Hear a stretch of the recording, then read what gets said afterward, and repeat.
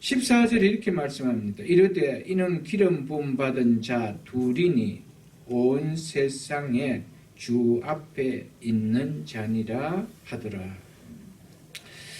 선지자 스가랴가 순금 등대 좌우편에 있는 두 감람나무 가지가 무슨 뜻인지 알지 못한다라고 하자 천사는 그것은 기름 부음 받은 자 둘로 온 세상에 주 앞에 서 있는 자라고 설명을 해줍니다. 하나님은 이스라엘의 주만 아니라 온 세상의 주가 되심을 말씀해 주고 있지요.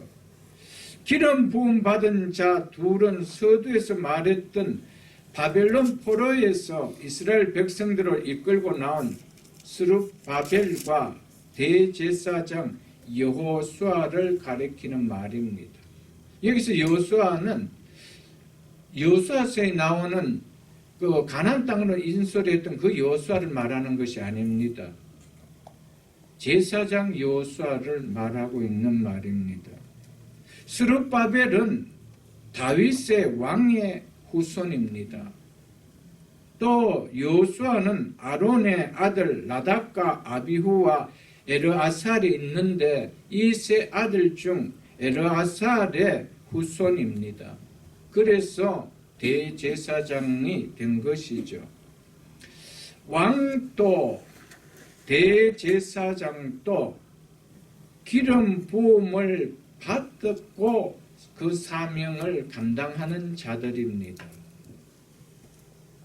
그래서 이들을 가리켜서 기름 부음 받은 자 둘이라고 말했던 것입니다. 그리스도라는 뜻은 바로 기름 부음 받은 자라는 내용인 것을 우리는 잘 알고 있을 것입니다. 그러므로 이 두 직분, 왕과 대제사장의 이 두 직분은 바로 기름 부음을 받은 그리스도의 직분인 것을 우리는 알 수 있을 것입니다. 스룹바벨과 여호수아는 왕으로 대제사장으로 오신 그리스도를 예표하는 인물인 것을 우리는 여기서 느낄 수가 있습니다. 왕의 직책도 대제사장의 직책도 나중에는 그리스도 안에서 하나가 되어지는 직책이 되어집니다. 먼저 창세기 14장을 한번 보겠습니다. 성경전랍 창세기 14장을 한번 보겠습니다.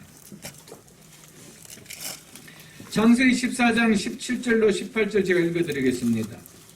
아브라함이 그돌라오멜과 그와 함께한 왕들을 쳐 부수고 돌아올 때 소돔 왕이 사회 꼴짜기 곧 왕의 꼴짜기로 나와 그를 영접하였고 살렘 왕 멜기세덱이 떡과 포도주를 가지고 나왔으니 그는 지극히 높으신 하나님의 제사장이더라. 여기에 보면은 멜기세덱은 두 직분을 갖고 있는 자라고 말해주고 있습니다. 그는 왕이요 또한 하나님의 제사장이었더라. 이렇게 이야기하고 있죠. 이처럼 벌써 제사장 직분과 왕의 직분이 하나로 통합되어질 것을 아브라함 때에 벌써 멜기세덱을 통하여 우리에게 보여주고 있다라는 사실입니다. 그래서 19절 보겠습니다. 그가 아브라함에게 축복하여 이르되 천지의 주제시여 지극히 높으신 하나님이여 아브라함에게 복을 주옵소서. 너희 대적을 내 손에 붙이신 지극히 높으신 하나님을 찬송하리로다 하며 아브라함이 그 얻은 것에서 10의 1을 멜기세덱에게 주었더라라고 하고 있죠. 멜기세덱은 하나님의 제사장으로서 아브라함을 축복하였습니다. 그리고 아브라함은 멜기세덱을 제사장으로 인식하고 그에게 11조를 바쳤다라고 성경은 얘기하고 있습니다.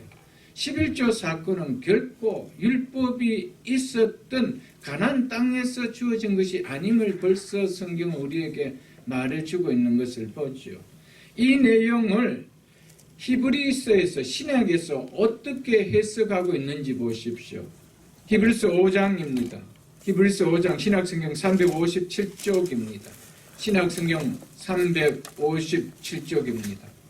히브리서 5장 5절로 10절을 보겠습니다. 또한 이와 같이 그도께서 대제사장 되심도, 그도께서 대제사장이 되시죠. 그래서 그리스도를 기름 부음 받은 자라는 것이죠. 누가 기름 부음을 받지요? 세 직분 중에 세 직분이죠. 왕과 제사장과 선지자죠. 그래서 그리스도께서 대제사장이 되심도 이렇게 말씀하고 있습니다. 스스로 영광을 취하심이 아니요 오직 말씀하시니까 그에게 이르시되 너는 내 아들이니 내가 오늘 너를 낳았다 하셨고, 또한 이와 같이 다른 데서 말씀하시되 내가 영원히 멜기세덱의 반차를 따르는 제사장이라 하셨으니, 하나님께서 멜기세덱의 반차를 따른 대제사장이라 칭하심을 받으셨느니라. 예수님은 아론의 반열을 따르는 대제사장이 아니라 멜기세덱의 계율을 따르는 제사장이라고 말하고 있죠. 여기서 멜기세덱의 반차를 따른 제사장이라는 말은 멜기세덱 계율의 대제사장이라는 의미가 아니라 멜기세덱과 같은 형태의 대제사장이라는 의미입니다. 왜냐하면 멜기세덱은 아론처럼 후손이나 후계자가 없습니다. 그렇기 때문에 예수님이 멜기세덱의 반차를 따른 대제사장이라는 것은 바로 멜기세덱과 같은 형태의 대제사장이었다는 것을 말해줍니다. 그래서 그 다음 장에 있는 7장을 한번 펴보십시오. 히브리서 7장 1절로 3절 제가 읽어드리겠습니다. 이 멜기세덱은 살렘 왕이요 지극히 높으신 하나님의 제사장이라. 이 멜기세덱은 살롬 왕이요 지극히 높으신 하나님의 제사장이라는 것이죠. 바로 예수님은 이 멜기세덱의 반차를, 즉 멜기세덱과 같은 형태의 대제사장인 것을 말해주고 있습니다. 예수 그리스도는 아론의 계통의 제사장과는 달리 제사장과 왕으로서의 기름 부음 받은 자인 것을 말해주고 있는 것이죠. 여러 왕을 쳐서 죽이고 돌아오는 아브라함을 만나 복을 빈 자라. 아브라함이 모든 것의 10분의 1을 그에게 나누어 주니라. 그 이름을, 즉 멜기세덱을 해석하면 먼저는 의의 왕이요 그 다음은 살렘 왕이니, 살렘은 살롬과 동일한 어근을 가진 단어입니다. 살롬, 평화를 말했지요. 그래서 살롬, 곧 평강의 왕이요 라고 하고 있습니다. 이사야 9장 6절에 보면 한 아기가 우리에게 낳고 한 아들 우리에게 주신 바 되는데 그 이름은 기묘자의 모사라, 전능하신 하나님이라, 영존하신 아버지라, 평강의 왕이라고 하셨습니다. 평강의 왕. 즉 멜기세덱이 무슨 왕이래요? 평강의 왕이라고 하고 있습니다. 이 멜기세덱은 누구를 나타내고 있습니까? 바로 예수 그리스도 자신을 나타내고 있는 말인 것을 알 수가 있습니다.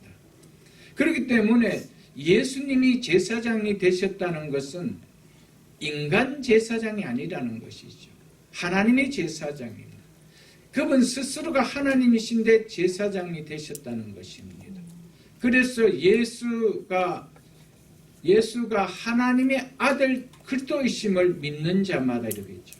예수가 하나님의 아들 그리스도, 그리스도는 하나님의 아들이라는 것과 동일한 표현입니다.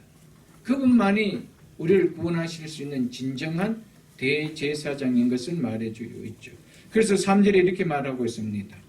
그는 아버지도 없고 어머니도 없고 족보도 없고 시작한 날도 없고 생명의 끝도 없어 하나님의 아들과 닮아서, 즉 하나님의 아들과 같아서 항상 제사장으로 있느니라. 아멘. 창세기 14장에서 아브라함을 통하여 멜기세덱을 만나게 했던 그 사건, 이 멜기스덱에게 아브라함이 이겼던 그 물질의 10분의 1을 드렸던 것은 단순한 살롬 왕에게 드렸던 것이 아니었습니다. 그는 예수 그리스도에게, 하나님에게, 즉 우리를 구원하실 대제사장 되실 예수 그리스도에게 10의 1조를 드렸다는 것을 우리는 알 수가 있는 것이죠. 그 내용을 히브리서에는 완전하게 해석해 주고 있음을 우리는 볼 수가 있습니다. 멜기세덱으로 예표된 그리스도는 제사장과 왕의 직분을 함께 공유하고 계심을 우리에게 보여주고 있죠. 그리스도께서 통합된 이 두 직분은 그리스도와 연합된 그리스도인인 우리에게도 그대로 계승되어졌습니다. 왜냐하면 우리는 그분에게 연합되어져가 있는 그리스도 안에 속한 자이기 때문입니다. 그래서 베드로전서 2장 9절에 보면 사도 베드로는 너희는 택하신 족속이요 왕같은 제사장이라고 하였습니다. 우리를 가리켜서 왕이라고 하지도 아니하고 우리를 가리켜서 제사장이라고 하지 않았습니다. 왕같은 제사장이라고 하였던 것이죠. 이것이 바로 예수 그리스도께서 왕과 제사장의 직분을 하나로 통합을 해버렸습니다. 그렇기 때문에 그분께 연합된 우리도 동일하게 왕같은 제사장이라고 사도 베드로는 그렇게 이야기를 했지요, 여러분들. 그러므로 그리스도의 몸인 교회는 이 세상에 있어서 제사장이요 세상의 다스림을 받는 곳이 교회가 아니라 세상을 가르치고 다스리는 왕같은 제사장들이 모인 곳이 교회라는 것을 우리에게 말씀해 주고 있습니다.